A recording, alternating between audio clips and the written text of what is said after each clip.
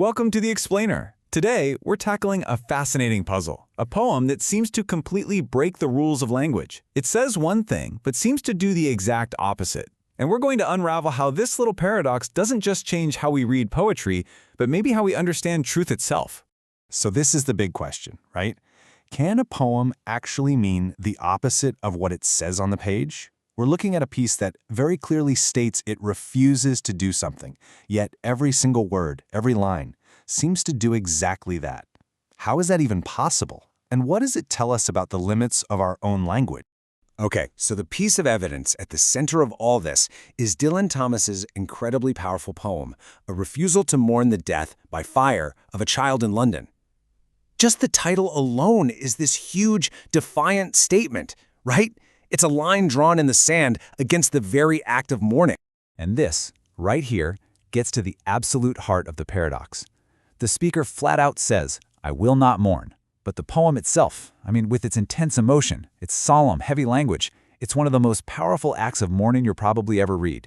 It's a contradiction that just seems impossible to solve. So before we can really crack this case wide open, we've got to do some good old-fashioned detective work. We have to start with the surface, with what the text is telling us up front. And poetry is the perfect laboratory for this kind of thing, because it's where language is intentionally pushed to its absolute limits. So, let's establish the basic facts. To really get a handle on the poem's hidden contradictions, we first need to understand the world it was born into and what it seems to be saying, at first glance. And this timeline, this is a huge piece of the puzzle. Thomas is writing this in the immediate aftermath of just unimaginable violence. The poem gets published right after World War II ends in Europe, but it is steeped in the trauma of the Blitz, those Nazi air raids that just devastated London. This backdrop is an absolutely crucial piece of evidence for our initial reading. So if you just do a conventional reading, you get a pretty coherent message. The poem is this solemn reflection on death, it's rejecting simple religious answers, and it's placing this awful tragedy within the larger, more impersonal cycle of nature. It's complex, it's beautiful, but it seems to make sense. But this is where our investigation takes a radical turn. What if the poem's contradiction isn't a flaw? What if it's actually a clue that our very search for a single, stable meaning is the real problem? And that question leads us right into the wild world of post-structuralism. It's a school of thought that argues meaning is never truly fixed. It suggests that language itself is a far more slippery and unstable thing than we usually imagine. Now, to really get post-structuralism, you first have to know what it was rebelling against: structuralism. See, structuralists saw language as a stable building with a solid foundation. Post-structuralists came along, gave that foundation a good kick, and showed everyone it was basically made of sand. They argued that meaning is never still. It's always shifting. Yeah, at its core, post-structuralism rejects certainty. It proposes that a text can hold multiple, even contradictory meanings all at once. There isn't one single correct interpretation to uncover, just this web of possibilities that language itself creates. So how do we put this theory into practice? It sounds pretty abstract, right? Well, we need a special set of analytical tools. And this is the toolkit of deconstruction, a method developed by the French philosopher Jacques Derrida. Okay, so think of these as our precision instruments. Logocentrism is basically our cultural obsession with finding one central capital T truth. Binary oppositions are those simple pairs we use to structure our world, like good and evil, where one is always secretly valued more.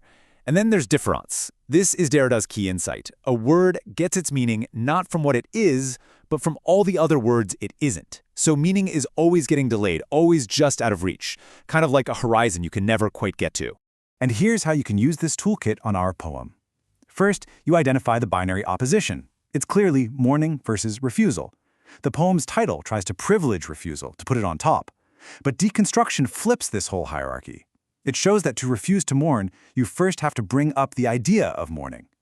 The two terms are completely dependent on each other, and that dependency is what makes the entire structure unstable. All right, so armed with our deconstruction toolkit, let's return to the crime scene, the poem itself. We are no longer looking for a single, coherent message. Instead, we're hunting for the tensions, the paradoxes, the exact points where the language begins to unravel itself. To do this, we can follow a pretty slick three-stage process outlined by the critic Peter Barry. First, the verbal stage. You find the contradictory words. Then the textual stage. You look for shifts in the poem's tone or its argument.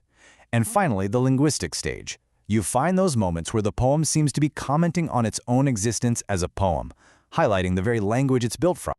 So, we've cracked it. The case is solved. The solution to the paradox is that there is no solution, and that's the entire point. The poem's meaning isn't in the refusal or in the mourning. The meaning is the powerful, unresolved tension between the two. Its genius lies in how it performs the very act it denies, revealing that language itself is a battlefield of constant, unstable struggle. And this is why this all matters. Deconstruction isn't just some tool for literary critics. It's a lens for looking at our world. I mean, if the language in a single poem is this unstable, what does that say about the language used in the news, in politics, or to define our own identities?